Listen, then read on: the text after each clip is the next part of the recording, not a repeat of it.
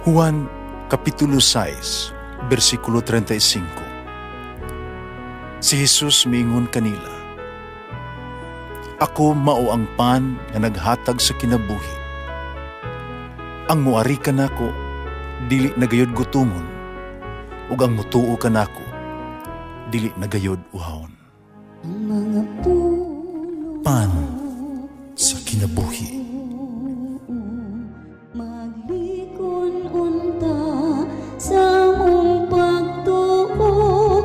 Gagakakabi sa pagtuman sa imong mahal nga kasuguan. Ginumanaa kaninyo. Ebanghelyo sumala ni San Mateo. Si Jesus miingon siya mga tinunan, walay tao nga maghimong ulipon sa duha ka galon. Kamay tabo gayod, nga iyang dumtan ang usa iyang higugmaon. Unungan niya ang usa iyang tamayon. Dili kamo makapaulipon sa Dios ug sa salapi. Tungod niini sultihan ko kamo. Ayaw kamo kabalaka sa inyong kanon o sa inyong imnon o mabuhi kamo o sa inyong bang ibiste. Kaya dili ba mas pililhon pa ang kinabuhi kaysa pagkaon o ang lawas kaysa bisti?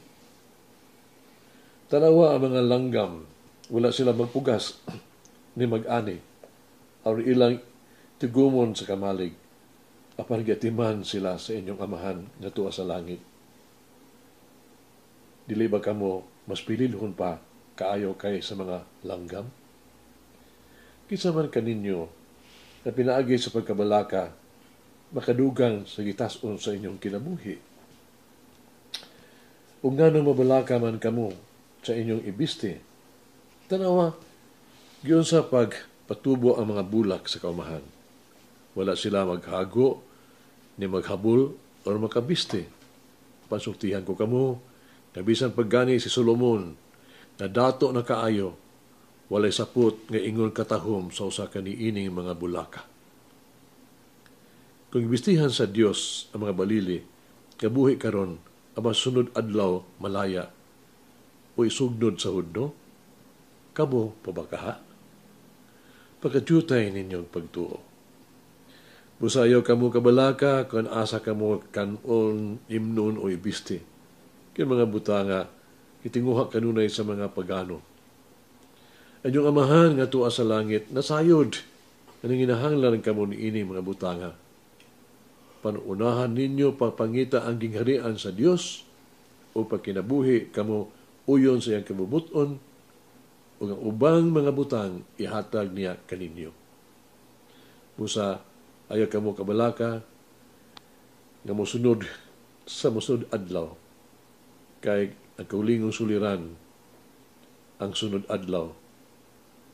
Dunay kaulingong suliran.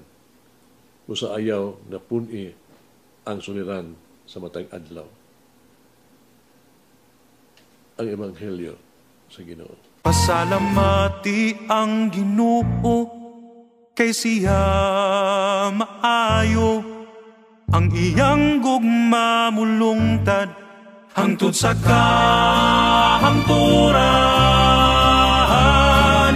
Pasalamati ang Diyos sa tanang mga Diyos, ang iyang gugma malungtaron. Pasalamati ang Ginoo sa mga Ginoo, ang iyang gugma malungtaron. Dili kita mahimong ulipon sa Dios o ulipon sa salapi. We should have a choice. Diyos ba o salapi ba? Kining salapi, kining bahandi, gitawag kining sa Hebrewhanon nga mammon. Pulong kini sa Old Testament nga nagpasabot ng mga bahandi. Material nga butang, mga kabtangan. Sa bagong tugon, New Testament, ang gitatog mamon, kini, adunay kahulugan, kay mahimong sa mga butang bahang kalibutanon, nga atong gipakidiyos, atong idol, atong gipalabaw kaysa to ang Ginoo gayon. Busa ang mamon dili lamang magtumong sa lapi, kundi labaw pa kakini naghawas sa material nga butang, mga bahandi, kadaghatag kag bisan kinsa ug pagbati sa kasiguruan atong security. Ang tao mahimong magsalig kanila gani labaw pa kay sa Dios. Kato mga butang nga nakapanahuna sa tao nga siya igo na sa kagulingon ug wala siya manginahanglan og Dios, giisip ni gitawag tog mamon ng iyahang gipili. Ang mamon kanunay nga kaatbang sa Dios, usa ka alternatiba sa Dios. Busa pinunuman kita ni Jesus kung walay makaalagad sa Dios, unya moalagad sa bahandi. Gikan sa Ebanghelyo karong adlaw, nasabtan nato ang Dios na kinahanglan sa tuang tibuok kasing-kasing. Dili gusto ang Dios sa tuang half-hearted nga pagmahal. Sa dihang nakahukom na kita sa pagtugyas tong kaugalingon ngadto kaniya, kinahanglan nato ang biyaan ang tanan, kasupak kaniya. Kinahanglan mutuman kita sa iyang kabubuton. O kinahanglan ato isakripisyo ganing ato ang kinabuhi o kaptangan alang kaniya. Kailangan natong wagtangon ang mga mamon, no, sa atong kinabuhi. Kung dili kita angay mahadlok, mawala sila. Nga naman. Kinitungod kay si Jesus ko, di pasalig ka nato. Sa pagpangita, unahan ang gingarian sa Dios, buong paniya. O sa iyang pagkamatarong, o ang tanang ihatag niya ka nato. Tungod kay ang Dios naghatag kanato o kinabuhi, busa kinahanglan kitang mosalig kaniya alang sa mga kinahanglanon nga butang sa tuang kinabuhi. Salit ang Dios nagpakita sa iyang pag-atiman sa mga tanom, no? O sa mga mananap, o sa pakaha kanato. Busa dili kita mabalaka kung unsa ato ang maangkon. Ay kabalaka kung unsa nga itong hitsura o sinina. Ang baton o makarunayong pagtuo sa Dios. Padayos pagsalig kaniya, kanino niyang ihatag ang labing maayo ng pasanon alang kanato. Ihatag sa Dios ang tinuod nga ato ang ikinahanglan. Pinunumi, ang Dios naghatag og mas maayo. Ang Dios nagtanyag og labaw pa. Ato pangutano atong kagulingon karon. Unsang ato ang mga prioridad sa kinabuhi? Unsang ato ang nag-unang nga mga concern kabalaka sa kinabuhi? Ito sigulanon sa usa ka basketball championship tournament. Ang mga kontra sa usa ka team, tag-as kaayo, pas-pas kayo, hanas kaayo. O gani, murag na agit sila high-tech ay sila ang mga gamit. Ang ilang trainer or coach, mga sikat, puros. Usa ka reporter ng utana kaniya, wala ka ba ikulbaan?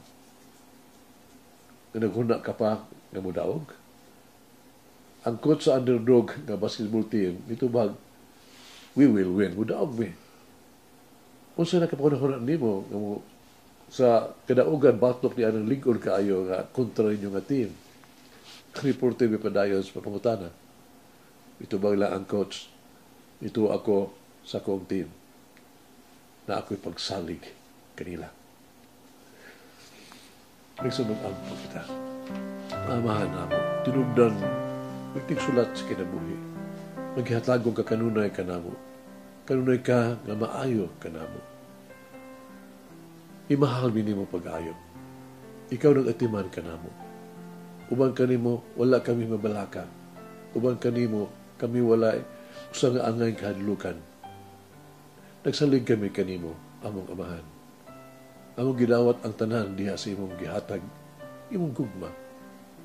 Nagtuo kami nga uban kanimo, dili kami magkulangan. Wala kami ng mapanginahanglan. Ug uban kanimo, kami mong walang pusod ug maluwas. Amen. Mama Mary, increase my faith in God and my dependence on Him. Malangin ang Diyos mga gaom sa tanan, Amahan, Anak, Espiritu Santo. Amen. May the Lord of the divine mercy bless us all, heal us from all diseases and suffering. Ayun unta niya kita, tanang mga sakit na sa lawas, o sa kalag, body and soul. In the name of the Father, the Son, and of the Holy Spirit. Jesus, I trust in you. Amen. Whoever eats the bread of life will never hunger, says the Lord.